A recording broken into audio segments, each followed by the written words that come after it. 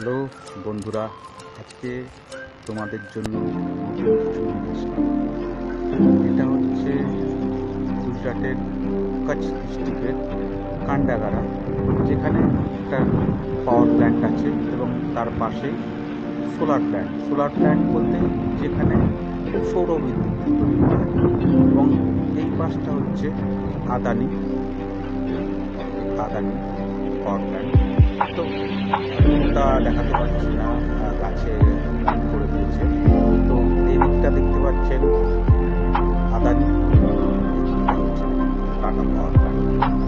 তো মূলত এই গ্রামে যারা থাকতো তাদের পেশা ছিল গবাদি পশুপালন, কিন্তু এখন এই প্ল্যান্ট হয়ে যাওয়ার জন্য এখানকার মানুষদের অনেক উন্নতি হয়েছে, ডেভেলপ হয়েছে। তো সেক্ষেত্রে বলি, এখানে ইনকামের জায়গাটা অনেকটাই বেশি।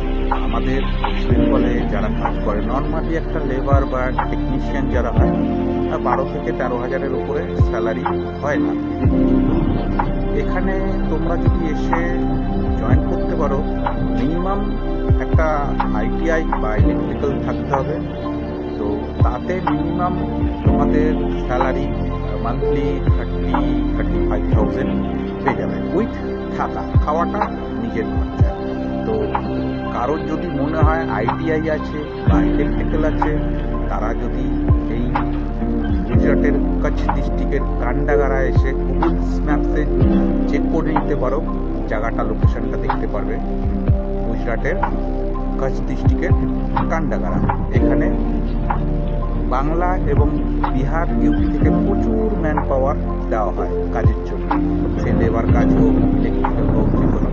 তো এখানে ইনকামের জায়গাটা অনেক বেশি। যেখানে বাংলায় 12,000 13,000-এর উপর পাওয়া যায় না, সেই মানুষটাই যদি এখানে চলে আসে তো তার কমসে কম 25, 30, 35 পর্যন্ত, এবং 6 মাস 1 বছর করার পর আরও স্যালারি বাড়ে।